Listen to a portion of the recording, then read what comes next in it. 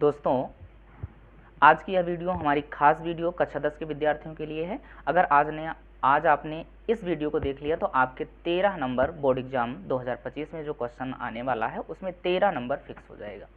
आज हम विद्युत की बात करेंगे। इससे पहले प्रकाश का परावर्तन तथा अपवर्तन और प्रकाश हमने इंड कर दिया है, उसको जाकर देख सकते हो। तो आज बिल्कुल 1 शॉट में और बिल्कुल ही बहुत ही शानदार तरीके से विद्युत चैप्टर हम आपको पढ़ाने वाले हैं। और विद्युत में अगर कुछ भी नहीं पढ़ा तो आज से स्टार्ट कर दीजिए और एक ही वीडियो में आपके 13 नंबर फिक्स हैं। 13 नंबर एक वीडियो से आपके कंफर्म हो जाएंगे। तो सबसे पहले आज की क्लास हमारी विद्युत स्टार्ट होती है। विद्युत को इंग्लिश में कहते हैं इलेक्ट्रिसिटी। विद्युत इंग्लिश में बोला जाता है इलेक्ट्रिसिटी।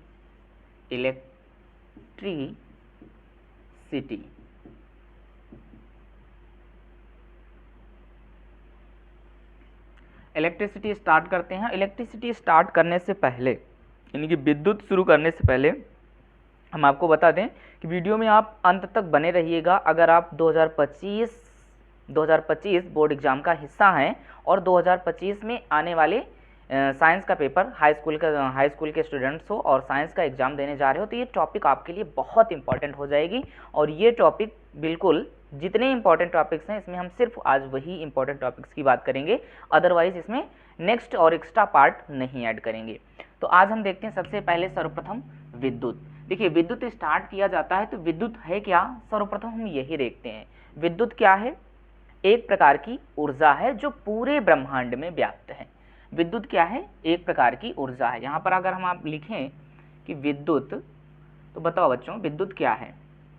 विद्युत एक प्रकार की ऊर्जा है। कन्फर्म याद हो जाएगा। विद्युत एक प्रकार की ऊर्जा है जो कि पूरे ब्रह्मांड में व्याप्त है। पहली टॉपिक यानी कि पहला चैप्टर हमारा स्टार्ट होता है। इसको हम विद्युत प्रभाव, इस चैप्टर को विद्युत प्रभाव के नाम से भी जानते हैं। विद्युत प्रभाव, ठीक है, विद्युत प्रभाव या विद्युत चैप्टर। इससे हमारे क्लियर कितने मार्क्स होने वाले हैं? 13 मार्क्स, यानी कि 13 नंबर आपके फिक्स हैं। अगर आज आपने इस क्लास को देख लिया तो 13 नंबर आपके बिल्कुल फिक्स हो जाएंगे, इसमें कोई शंका नहीं है। 13 अंक यहाँ से एग्जामिनर आप बनाने वाला है। क्वेश्चन सबसे पहले हमने क्या बताया? विद्युत। तो हमारे साथ बताइए विद्युत क्या है? विद्युत एक प्रकार की ऊर्जा है। अब विद्युत के पश्चात हम देखते हैं आवेश। विद्युत के पश्चात आवेश। सबसे पहले देखो, आवेश की आज हम हिस्ट्री नहीं बताएंगे। आवेश की हिस्ट्री और आवेश को डिटेल में कक्षा 12 में आपको पढ़ाया जाएगा। तो आज हम सिर्फ आवेश की बात करें कि आवेश उत्पन्न होने का कारण क्या है। आवेश का कारण होता है घर्षण। आवेश का कारण क्या होता है?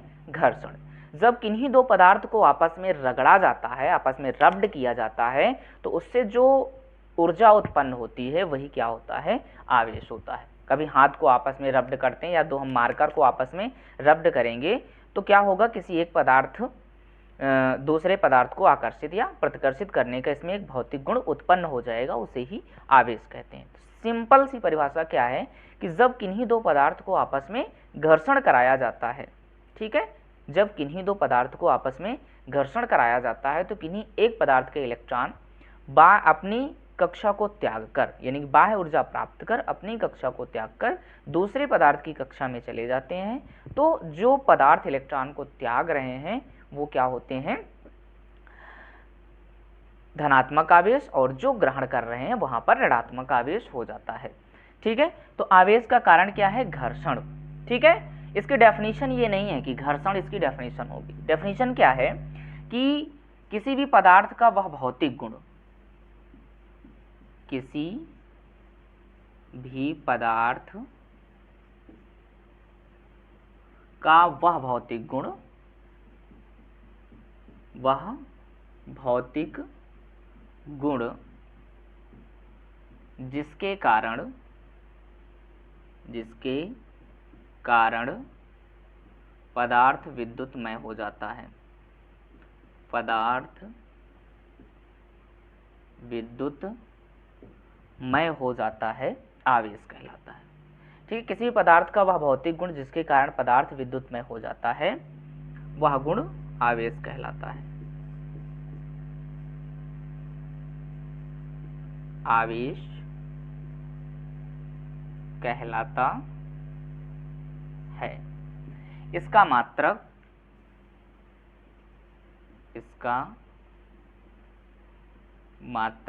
कूलाम होता है।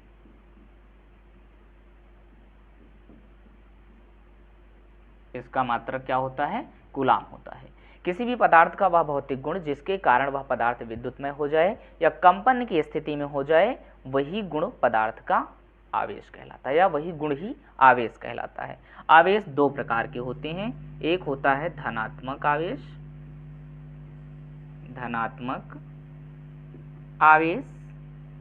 और दूसरा होता है ऋणात्मक आवेश।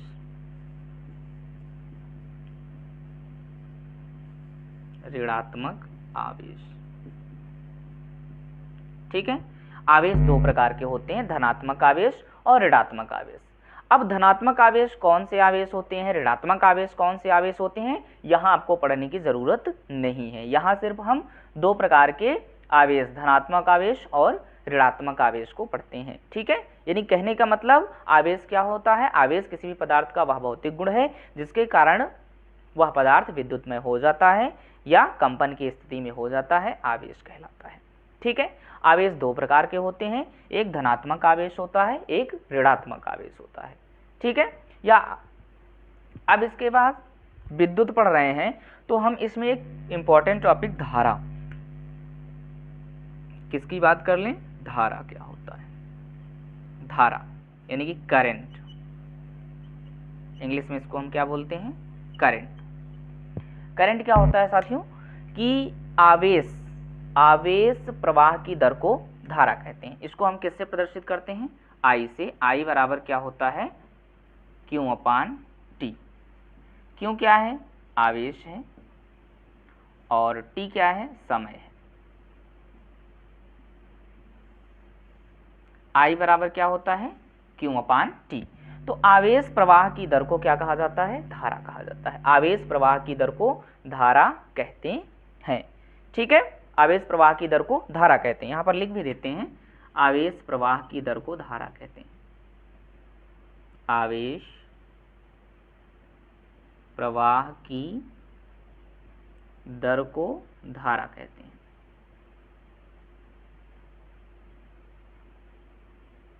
आवेश प्रवाह की दर को क्या कहा जाता है? धारा कहा जाता है। ध्यान दीजिएगा, आवेश प्रवाह की दर को धारा कहते हैं। समझ में आ गई बात? अब देखो, इसमें पहली टॉपिक विद्युत पढ़ा, आवेश पढ़ा, ठीक है, फिर उसके बाद धारा पढ़ा, ये तीन हेडिंग पढ़ी। चौथी टॉपिक इसकी है विभव।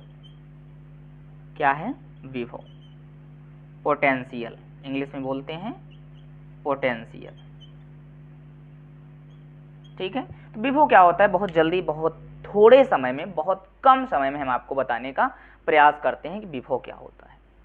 ठीक है, विभव का जो फॉर्मूला होता है V = W/Q होता है। W यहाँ पर क्या है? कार्य है। Q क्या है? आवेश है। W क्या है? कार्य है, और Q आवेश है। ध्यान दीजिएगा, बहुत ही सरल और बहुत ही सूक्ष्मता से इसको हम पढ़ा रहे हैं आपको, बहुत ही इजी तरीके से, और अंत तक बोर्ड एग्जाम में बहुत इंपॉर्टेंट भी होगा आपके लिए। 13 नंबर फिक्स हैं, हमने पहले ही बता दिया है आपको। ठीक है, तो विभव क्या होता है? V = W/Q होता है। यानी कि यहाँ पर कैसे पता करेंगे कि ये क्या है? ठीक है, विभव। तो देखिए, मान लो वैद्युत क्षेत्र है ये आपका, ये क्या है? वैद्युत क्षेत्र है, और कोई एकांक आवेश अनंत पर रखा है, यहाँ पर अनंत पर रखा है। तो इस एकांक आवेश को हम वैद्युत क्षेत्र के मान लो बिंदु A तक लाते हैं। तो इसको अनंत से उठाकर हम कहाँ पर लाते हैं? वैद्युत क्षेत्र में, वैद्युत क्षेत्र के किसी बिंदु तक लाते हैं। यानी कि किसी भी बिंदु तक लाने में जो कार्य करना पड़ता है वही क्या कहलाता है? विभव कहलाता है। ठीक है, परिभाषा क्या हो जाएगी? किसी भी एकांक आवेश को अनंत से वैद्युत क्षेत्र के किसी बिंदु तक लाने में जो किया गया कार्य होता है वही विभव कहलाता है। किसी, यहां पर परिभाषा लिख देते हैं, किसी एकांक आवेश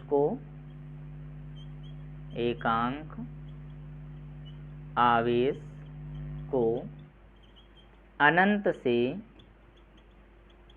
विद्युत क्षेत्र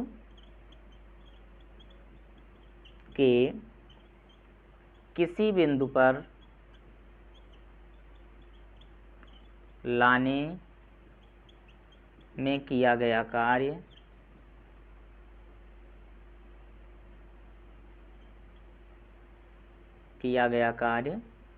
विद्युत विभव कहलाता है। विद्युत विभव कहलाता है। ठीक है, किसी एकांक आवेश को अनंत से वैद्युत क्षेत्र के किसी बिंदु, यानी कि वैद्युत क्षेत्र के किसी बिंदु तक, बिंदु नोट कर लीजिएगा, बिंदु तक, यहां पर तक लिख देते हैं, बिंदु तक लाने में किया गया कार्य क्या कहलाता है? विद्युत विभव कहलाता है। समझ में आ गई बात? यानी कि इसको उठाकर यहाँ तक लाएंगे और यहाँ तक लाने में जितना कार्य करना पड़ता है वही हमारा विभव कहलाता है। कार्य ही क्या कहलाता है? विभव कहलाता है। तो ये विभव परिभाषा यानी कि 4 डेफिनेशन हमने तैयार किया। ठीक है, एक बार रिवीजन करा दें। आवेश का कारण क्या होता है? घर्षण होता है किसी पदार्थ का वह भौतिक गुण जिसके कारण वह पदार्थ क्या हो जाता है? विद्युतमय हो जाता है, आवेश कहलाता है। आवेश 2 प्रकार के होते हैं, धनात्मक आवेश और ऋणात्मक आवेश। फिर उसके पश्चात धारा हमने पढ़ा। धारा क्या है? आवेश प्रवाह की दर को धारा कहते हैं। आवेश प्रवाह की दर को धारा कहते हैं। विभव क्या होता है? किसी भी वैद्युत क्षेत्र में स्थित या किसी भी एकांक आवेश को वैद्युत क्षेत्र में स्थित किसी बिंदु तक लाने में किया गया कार्य वैद्युत विभव कहलाता है। ठीक है, इसका आप स्क्रीनशॉट ले लीजिए। नाउ हम आगे बढ़ते हैं, आगे नेक्स्ट टॉपिक देखते हैं इसकी, विभवांतर। स्क्रीनशॉट ले लें। चलिए देखिए, नोट्स में बिल्कुल छाप लीजिएगा, राइट कर लीजिएगा। समझ में ना आए तो वीडियो को पॉज करके 2-3 बार देख लीजिएगा। चलिए इसको इरेज करते हैं और हम देखते हैं विभवांतर।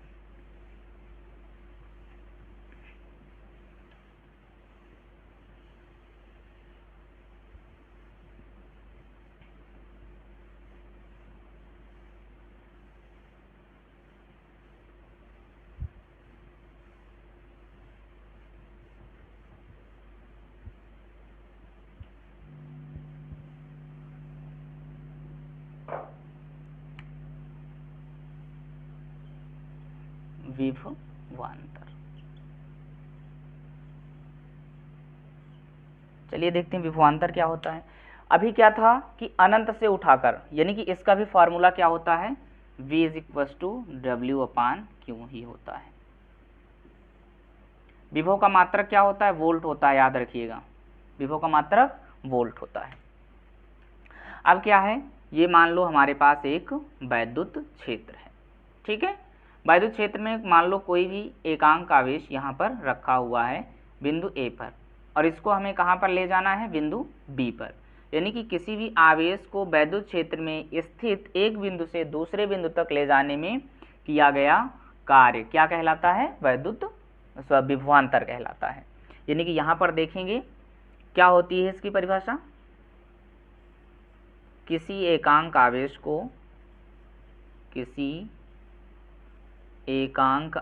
को विद्युत क्षेत्र में स्थित एक बिंदु से दूसरे बिंदु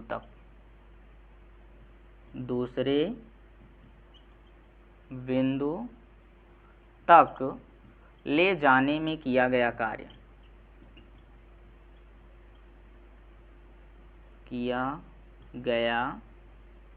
कार्य विभवांतर कहलाता है।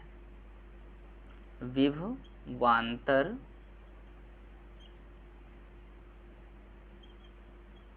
कहलाता है। यानी किसी एकांक आवेश को वैद्युत क्षेत्र में स्थित एक बिंदु से दूसरे बिंदु तक ले जाने में किया गया कार्य क्या कहलाता है? विभवांतर कहलाता है। समझ में आ गई बात? विभवांतर क्या होता है, और इसकी परिभाषा और सिंपल सी होती है VA minus VB, VA minus V is equals to V, यानी कि दो विभवों के बीच के अंतर को हम क्या बोलते हैं? विभवांतर कहते हैं। दो विभवों के बीच के अंतर को विभवांतर कहते हैं। इसका मात्रक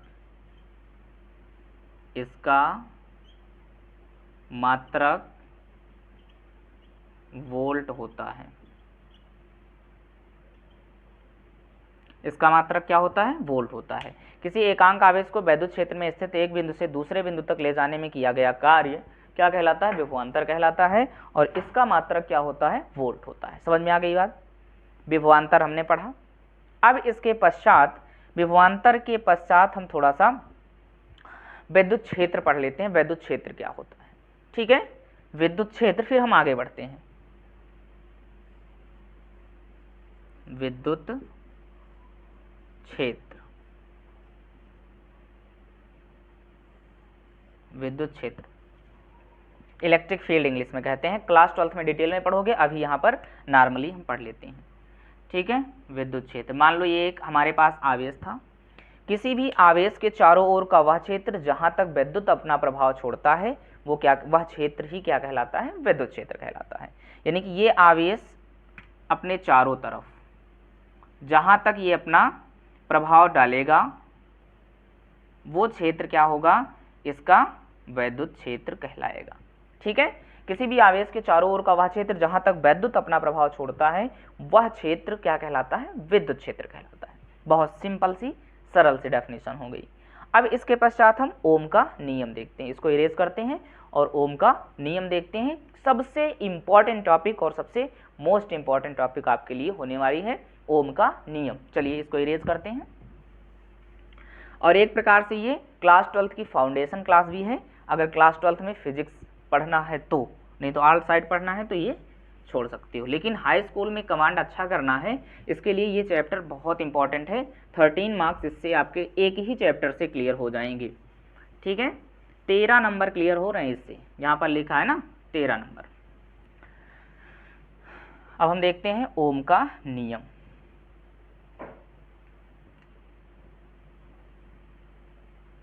बहुत इंपॉर्टेंट टॉपिक है ओम का नियम।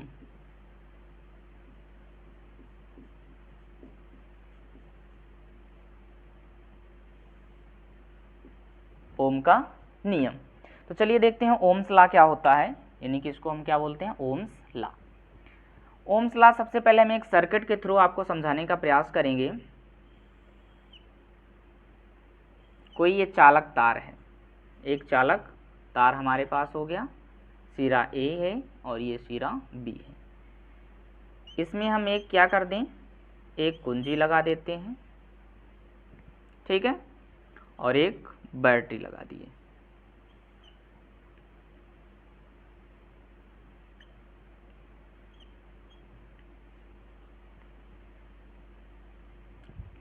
ठीक है, इस परिपथ की सहायता से हम समझने का प्रयास करेंगे। ठीक है, देखिए ओम क्या कहते हैं? ओम का कहना था, ओम का स्टेटमेंट क्या है? स्टेटमेंट हम आपको बताते हैं कि यदि किसी चालक तार के भौतिक अवस्था में कोई परिवर्तन ना हो, यदि, यहाँ पर लिख भी देते हैं, चलो लिख देते हैं, यदि किसी चालक तार में, चालक तार के भौतिक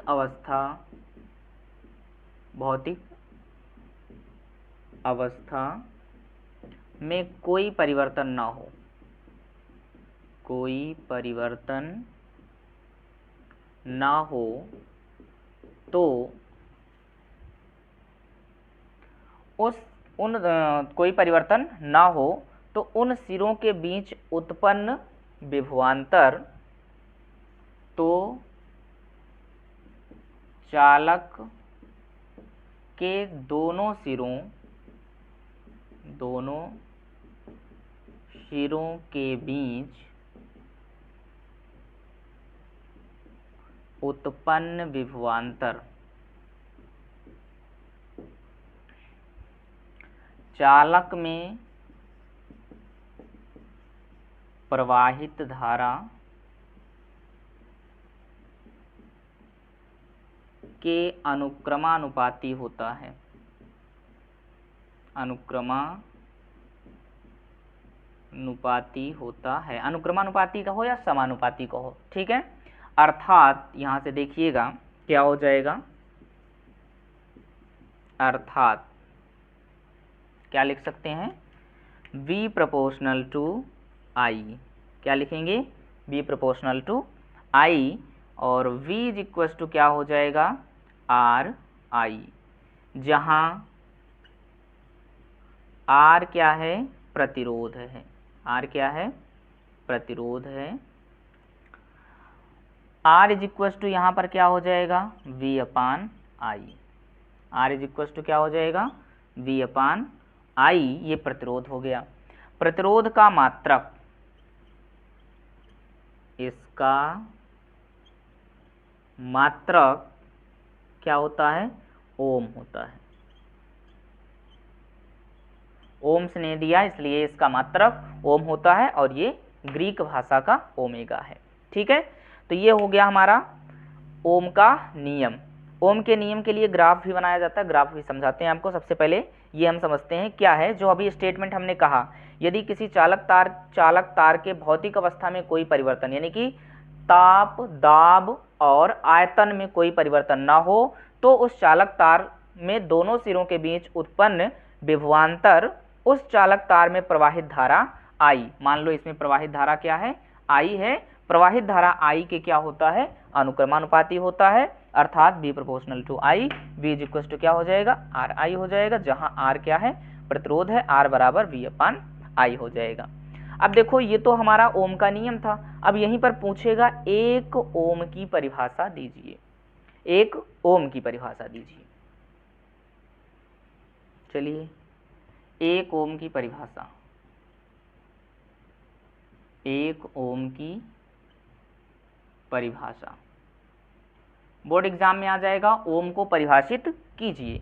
तो ओम की परिभाषा करने के लिए R इज इक्वल टू, यदि V बराबर 1 वोल्ट सपोज कर लें, V बराबर 1 वोल्ट, I बराबर हम क्या कर लें, 1 एम्पियर, I बराबर क्या हो जाएगा, 1 एम्पियर हो जाएगा।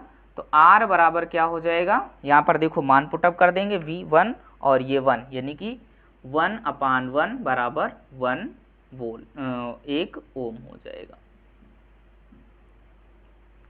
R बराबर क्या हो गया, 1 ओम हो गया।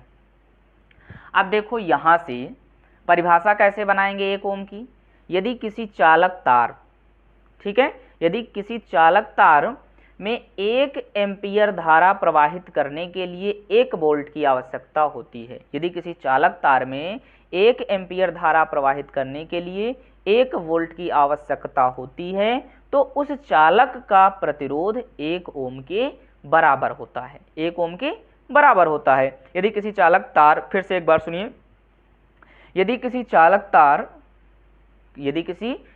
तार में 1 एम्पियर धारा प्रवाहित करने के लिए 1 एम्पियर धारा प्रवाहित करने के लिए 1 वोल्ट की आवश्यकता होती है, तो उस चालक तार का प्रतिरोध 1 ओम के बराबर होता है, ठीक है, 1 ओम के बराबर होता है। और यहीं पर एक और छोटी सी हम नॉर्मल सी डेफिनेशन आपको बता दें, 1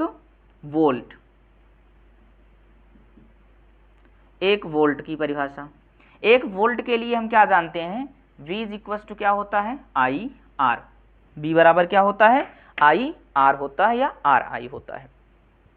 तो यहां पर हम क्या करें, यदि I बराबर 1, ठीक है, और R बराबर क्या ले लिया जाए, यानी कि 1 एम्पियर ले लिया गया, और R बराबर क्या ले लिया जाए, 1 ओम ले लिया जाए, तो V बराबर क्या हो जाएगा, 1 वोल्ट हो जाएगा।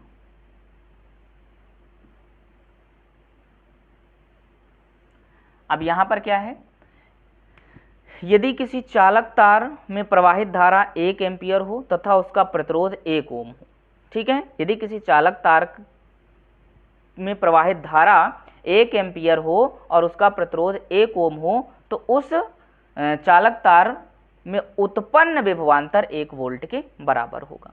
ये हो गया 1 वोल्ट। 1 एम्पियर की परिभाषा ऐसे सेम दे सकते हो, I इज इक्वल टू क्या होता है, V अपान R हो जाएगा। I बराबर, तीसरी डेफिनेशन 1 एम्पियर, I बराबर क्या हो जाएगा, V अपान R हो जाएगा। तो V बराबर हम क्या मान लेंगे 1, R बराबर भी 1, तो ये क्या हो जाएगा 1 एम्पियर हो जाएगा, 1 एम्पियर हो जाएगा। तो यहाँ से हम ध्यान देंगे कि यदि किसी चालक तार को दिया गया विभवांतर, यदि किसी चालक तार को दिया गया विभवांतर के कारण 1 ओम का प्रतिरोध उत्पन्न होता है तो उस चालक तार में प्रवाहित धारा 1 एम्पियर के बराबर होती है। तो 1 ओम, 1 वोल्ट और 1 एम्पियर, इसमें से एक नंबर फिक्स हो जाता है। ठीक है, तो ये था हमारा ओम का नियम। ओम के नियम का सत्यापन करने के लिए आएगा तो हम उसको एक्स्ट्रा अलग से ग्राफ बना के और ओम के नियम को समझा देंगे।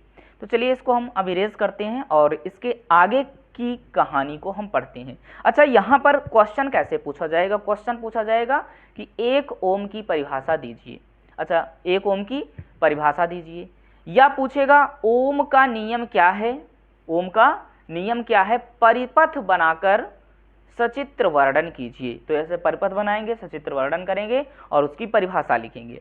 फिर पूछेगा 1 ओम की सहायता, यानी कि ओम के नियम की सहायता से प्रतिरोध की गणना कीजिए, तो प्रतिरोध की गणना हो जाएगा।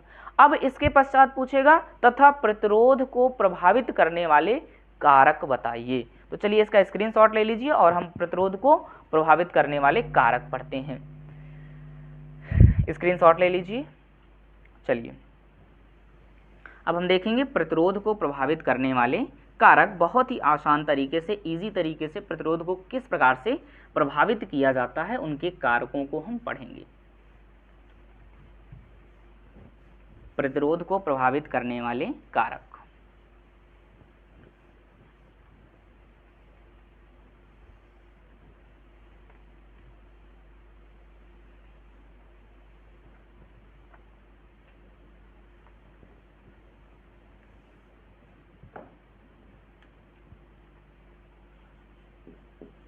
प्रतिरोध को प्रभावित करने वाले कारक।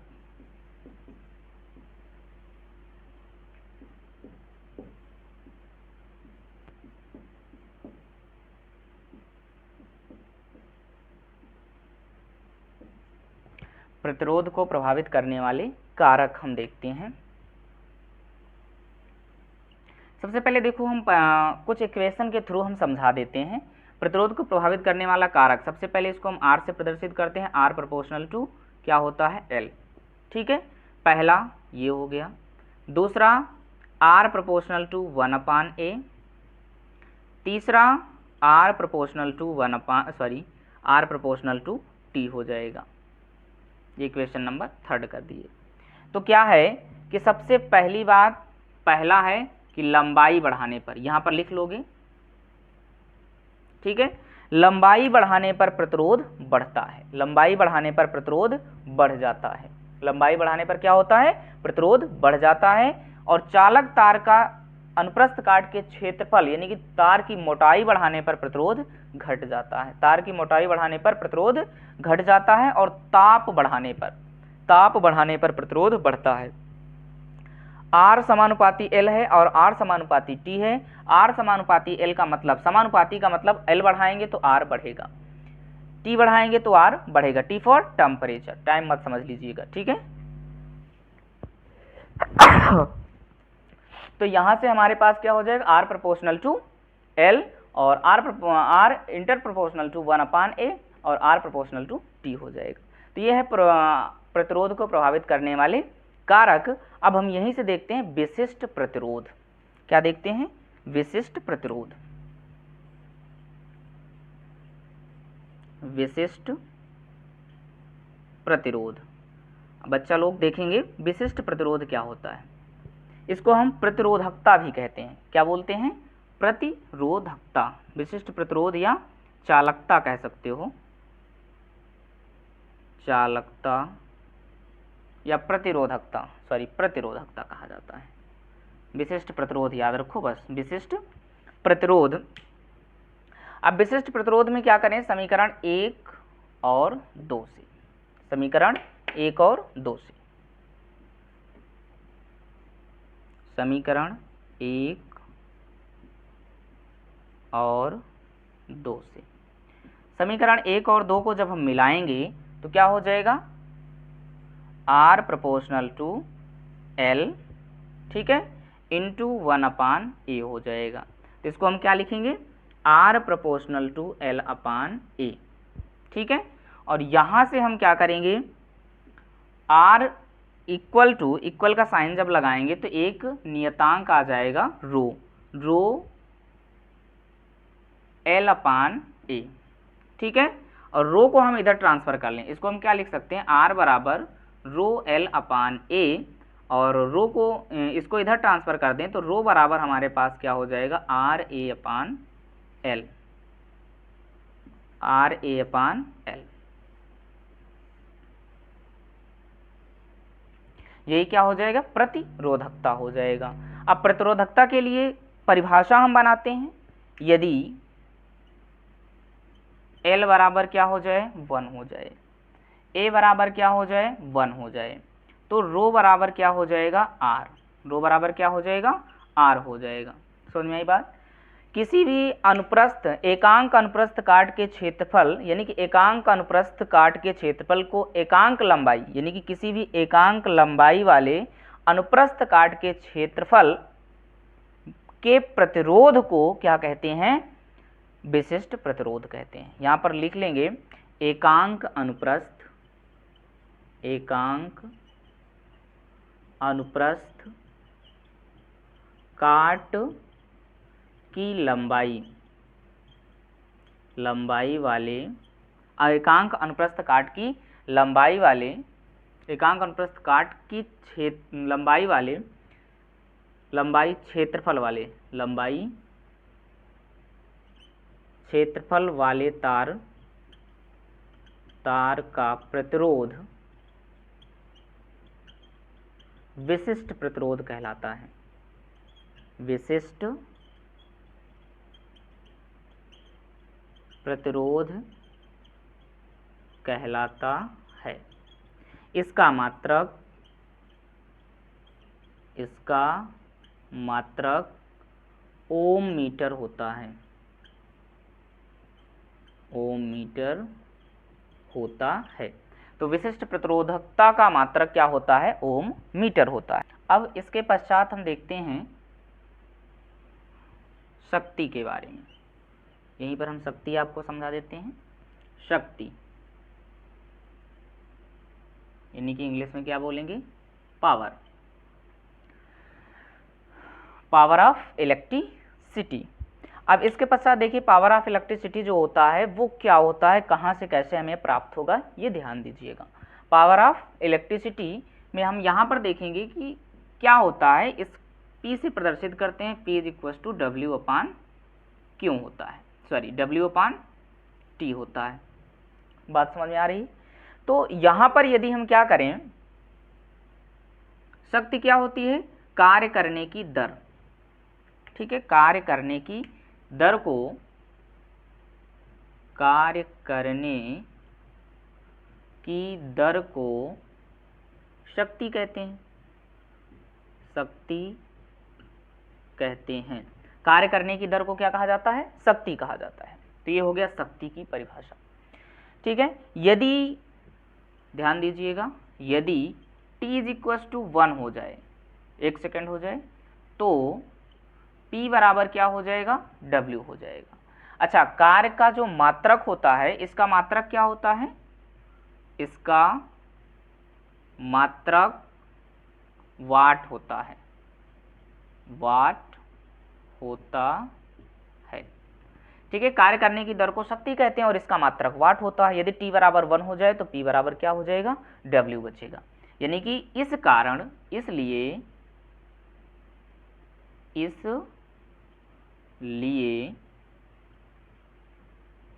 इसका मात्रक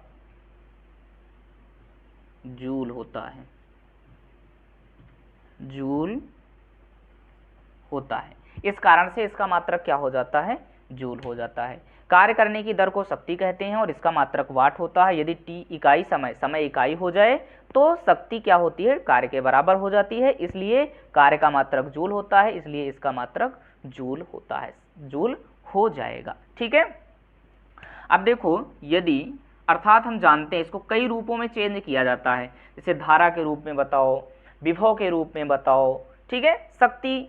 तो यहाँ से हम जानते हैं कि W इज इक्वल टू हम W अपान क्या लिख दें, क्यों लिख दें, W अपान क्यों, यानी कि V बराबर इतना होता है। ये वैल्यू किसके लिए होती है, V बराबर होती है, V बराबर होती है।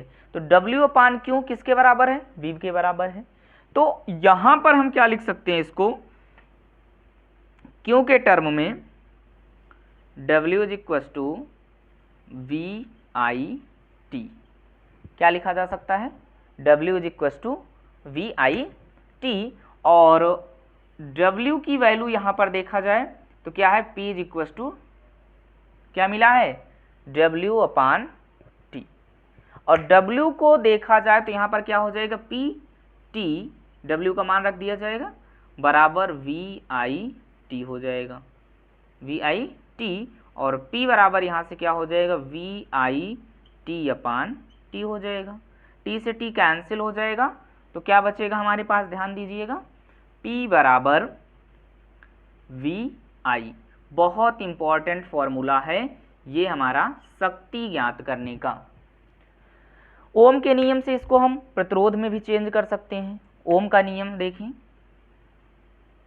ओम के नियम से V इज इक्वल टू क्या होता है, IR होता है, V बराबर IR होता है। तो P बराबर V की जगह पर क्या हो जाएगा, IR, तो यानी कि इसको हम दो बार I हो जाएगा इंटू I, इसको हम लिखेंगे P बराबर I स्क्वायर R, ठीक है, तथा IR, V बराबर हमने वैल्यू रख दिया IR, और I बराबर क्या लिख दें, I बराबर V अपान R, और I बराबर क्या होता है, V अपान R हो जाता है।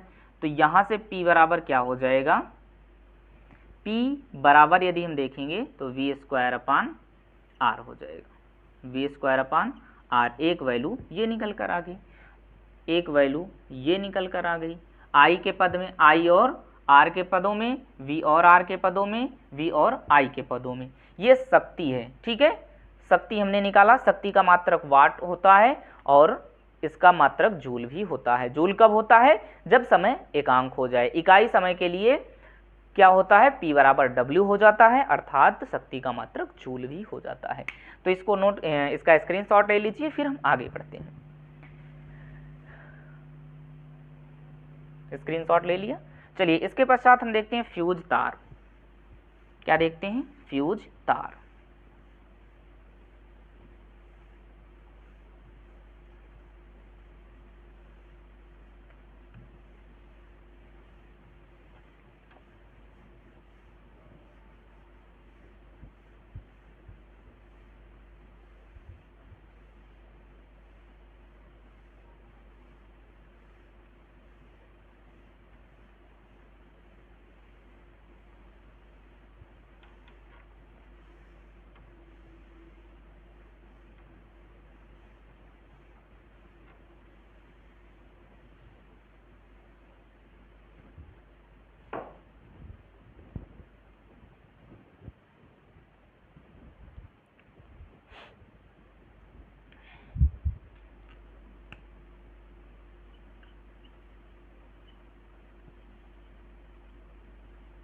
फ्यूज तार। फ्यूज तार क्या होता है, ऐसा तार जिसका प्रतिरोध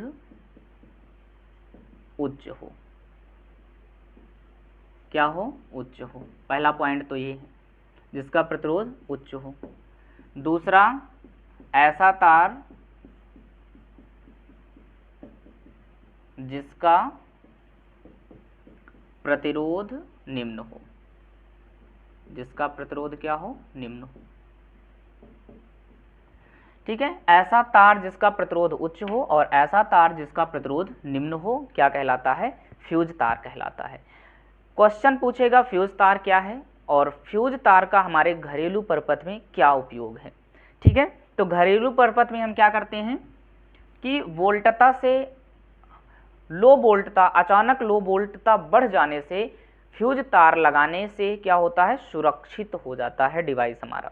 ठीक है, किसी भी डिवाइस को यानी कि घर में इलेक्ट्रिक डिवाइस को सुरक्षित करने के लिए हम एक मेन फ्यूज तार का प्रयोग करते हैं, जिसके कारण क्या हो, जैसे मान लीजिए ये हमारे पास एक लाइट वायर है, एक न्यूट्रल वायर है और एक लाइट वायर है, और लाइट वायर में हमने क्या किया, एक प्रतिरोध बॉक्स लगा दिया। प्रतिरोध बॉक्स का मतलब एमसीबी लगा दिया। अब इसके पश्चात हमने घर में लाइट का कनेक्शन आगे कर दिया और मान लो कि घर के आगे हमारा यहाँ पर टेलीविज़न लगा हुआ है। ठीक है, ये हमारा क्या हो गया, टेलीविज़न हो गया। क्या हो गया, टेलीविज़न हो गया। टेलीविज़न में धारावाही का प्रसारण हो रहा है। ठीक है, टेलीविज़न में धारावाही का प्रसारण हो रहा है और जैसे ही देखिए लाइट, इसमें लाइट क्या हो रही है, फ्लो हो रही है और इसमें हमने एक प्रतिरोध लगा दिया है, प्रतिरोध लगा दिया है और इसमें फ्यूज तार का उपयोग किया है, फ्यूज तार, और इसका गलनांक क्या है, निम्न है, गलनांक निम्न है। और गलनांक क्या है, निम्न है और प्रतिरोध इसका क्या है, उच्च है, प्रतिरोध उच्च है। यानी कि जैसे ही वोल्टता अधिक होगी, ठीक है, मीडियम वोल्टेज वोल्ट पर चल रही है हमारी क्या, दूरदर्शी, जैसे ही वोल्टता अधिक होती है ये फ्यूज तार क्या होता है, हीट हो जाता है और हीट होने पर सर्किट यहाँ से ब्रेक हो जाती है, सर्किट कट जाती है और सर्किट कटने के पश्चात ये हमारा डिवाइस ऑटोमेटिक बंद हो गया।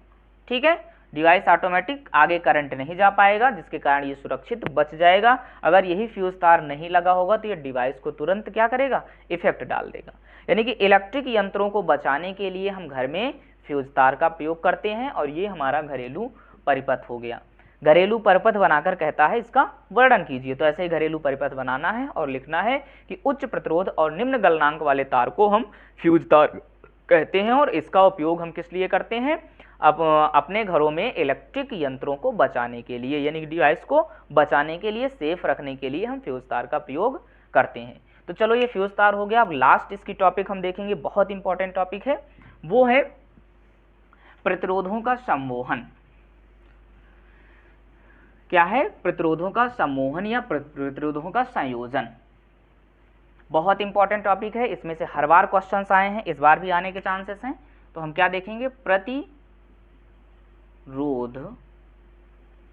का संयोजन, प्रतिरोधों का संयोजन। बहुत सारे प्रतिरोधों का क्या करेंगे, संयोजन करेंगे। Combination of resistance, combination of resistance, combination of resistance. प्रतिरोधों का संयोजन हम दो प्रकार से करते हैं। ठीक है, पहली कंडीशन है, पहली कंडीशन श्रेणी क्रम संयोजन, श्रेणी क्रम संयोजन।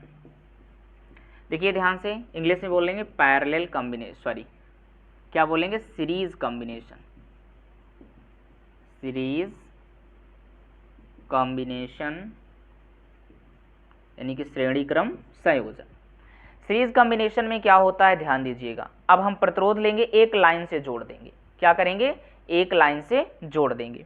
तो सबसे पहले देखिए, एक प्रतिरोध लिया कुछ इस प्रकार से, एक प्रतिरोध नहीं कई प्रतिरोध हमने ले लिया।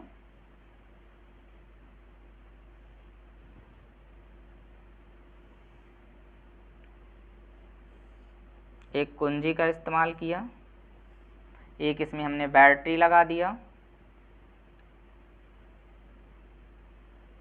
इस प्रकार से इसको हमने मिला दिया।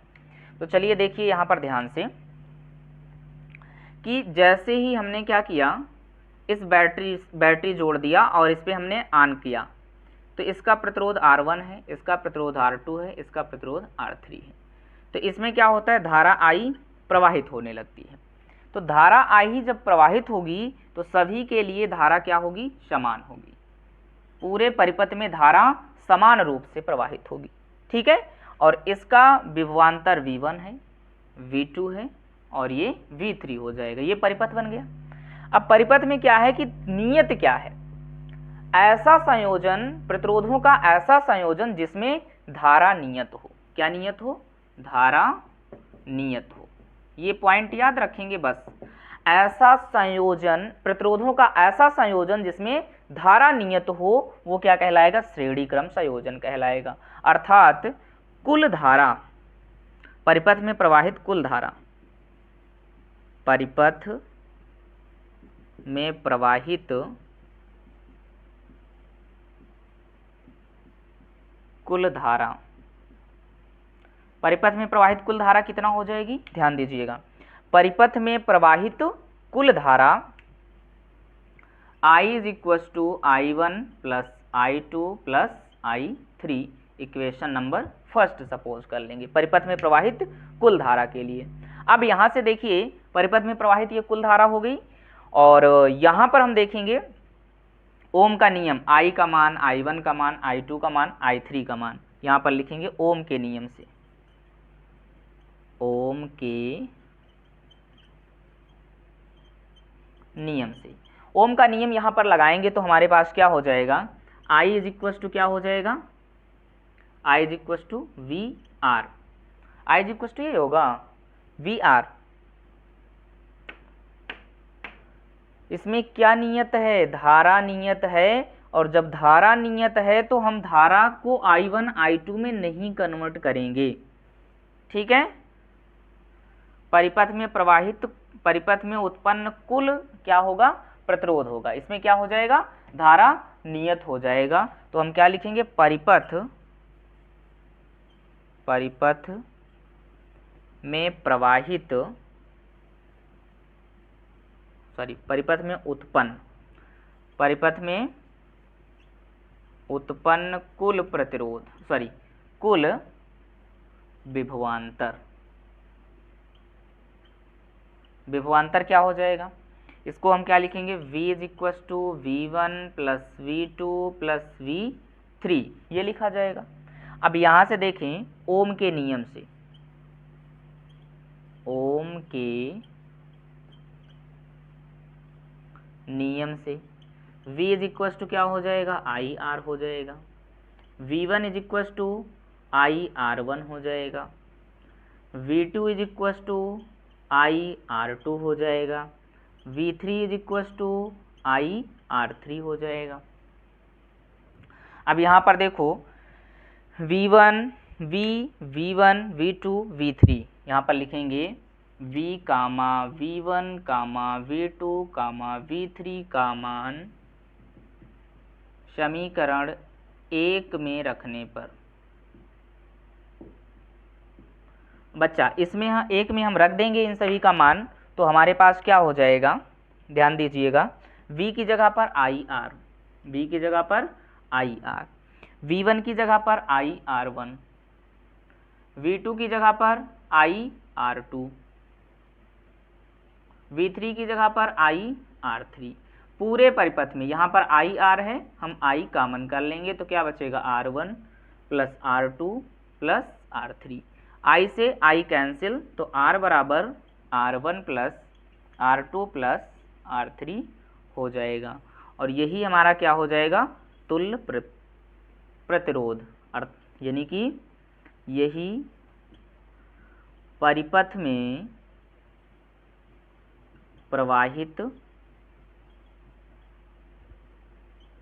तुल्य प्रतिरोध है।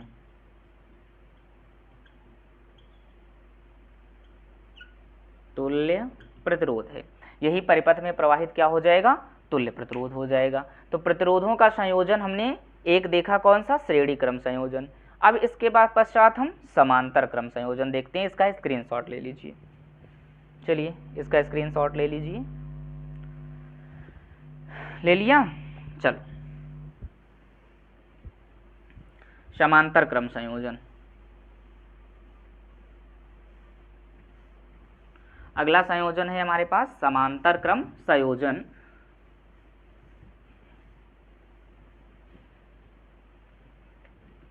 समांतर क्रम संयोजन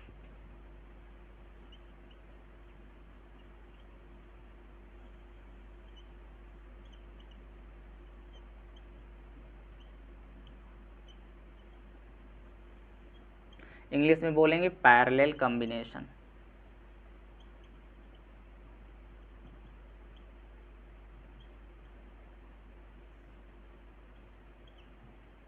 पैरेलल कॉम्बिनेशन।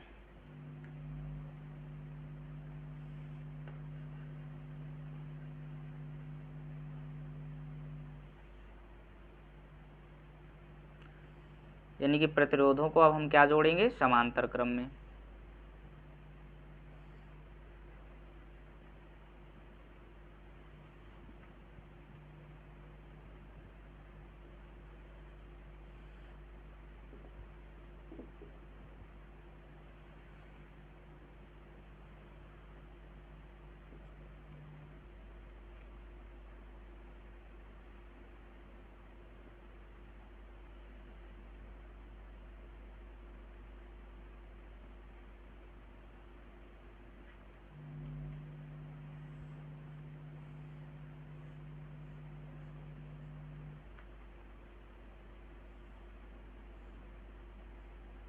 एक बैटरी लगाते हैं, ठीक है। अब यहाँ पर देखो, जैसे ही हम इस कुंजी को ऑन करते हैं, ठीक है, ध्यान दीजिएगा, रेड पेन से हम दिखा रहे हैं, ये पॉजिटिव है, ये निगेटिव है। जैसे ही इस स्विच को ऑन करेंगे, स्विच को ऑन करेंगे तो इसमें आई धारा प्रवाहित होगी। लेकिन यहाँ पर एक पॉइंट जंक्शन बन रहा है, संधि बन रही है। यहाँ पर धारा पहुँचेगी तो धारा 3 भागों में बंट जाएगी। कौन सी? I1, I2 और I3, 3 भागों में बंट रही है यहाँ से। तो जब जैसे ही आगे पहुँचेगी, इसका प्रतिरोध R1, R2 और R3 है, तो ये क्या हो जाएगा? 3 भागों में बंट गया। और जब 3 भागों में ये बंट गई तो इसमें एक चीज नियत है। क्या नियत है? बी, विभवांतर नियत है। तो इसकी परिभाषा क्या हो जाएगी? समांतर परिपथ। समझ में आ गया? इसमें क्या होता है? विभवांतर नियत होता है, विभवांतर नियत होता है, यानी कि विभवांतर अपरिवर्तनीय होता है। तो जब विभवांतर अपरिवर्तनीय है तो हम क्या करेंगे कि इसका हम कुल धारा ज्ञात कर लेंगे। परिपथ में प्रवाहित कुल धारा, परिपथ में प्रवाहित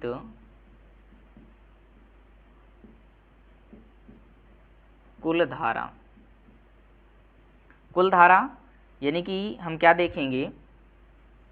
I is equal to I1 plus I2 plus I3, ये कुल धारा हो जाएगी।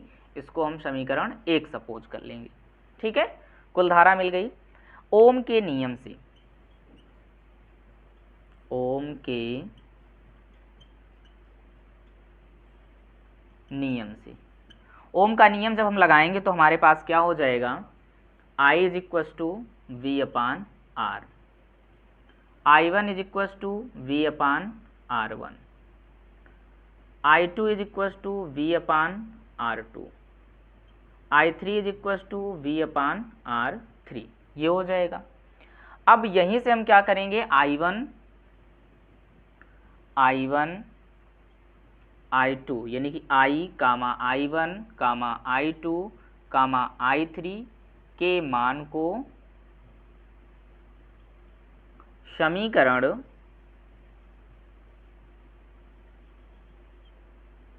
1 में रखने पर, देखो I1, I2 और I3 का मान समीकरण 1 में रखेंगे तो यहाँ पर क्या हो जाएगा? V अपान R, I की जगह पर क्या हो जाएगा? V upon R। I1 की जगह पर V/R1, I2 की जगह पर V/R2, I3 की जगह पर V/R3 हो जाएगा। पूरे सर्किट से हम क्या कॉमन कर लेंगे, V कॉमन कर लेंगे, तो क्या बचेगा 1/R1 plus 1/R2 plus 1/R3। V से V कैंसिल हो जाएगा, तो क्या बचेगा 1/R बराबर 1/R1 plus 1/R2 plus 1/R3। और यही क्या हो जाएगा, समांतर क्रम संयोजन, यानी कि समांतर क्रम संयोजन, यानी कि यही होगा कुल तुल्य प्रतिरोध, यही तुल्य प्रतिरोध होगा। यही क्या हो जाएगा, तुल्य प्रतिरोध हो जाएगा। यानी कि प्रतिरोध का संयोजन क्या होता है, इसमें विभवांतर नियम नियत होता है, समांतर क्रम संयोजन में विभवांतर नियम नियत होता है, और श्रेणी क्रम संयोजन में क्या नियत होता है, धारा नियत होती है। तो दोनों की डेफिनेशन बहुत अच्छे से, डेफिनेशन और डेरिवेशन भी हमने किया, और अंत तक यदि आप हमारे वीडियो में बने थे तो 13 मार्क्स आपके फिक्स हो गए, और यहाँ से 13 नंबर हमने कहा फिक्स हो गया, लेकिन 13 से आपके 10 कन्फर्म हैं यदि आपने इतना देख लिया तो। और इसमें न्यूमेरिकल्स आते हैं, इन्हीं फॉर्मूलों के बेस्ड पर होंगे। न्यूमेरिकल हम आपको नेक्स्ट वीडियो में प्रोवाइड करा देंगे, इसके कैसे न्यूमेरिकल्स होंगे, केवल इसके न्यूमेरिकल्स की। ठीक है, तो आज आपके 13 मार्क्स क्लियर हैं। हम मिलते हैं नेक्स्ट क्लास में, तब तक अपना ध्यान रखिए और इसका रिवीजन बहुत अच्छे से कर लीजिए, क्योंकि ये आपके साइंस एग्जाम के लिए बहुत इंपॉर्टेंट टॉपिक्स है, विद्युत। Thank you so much.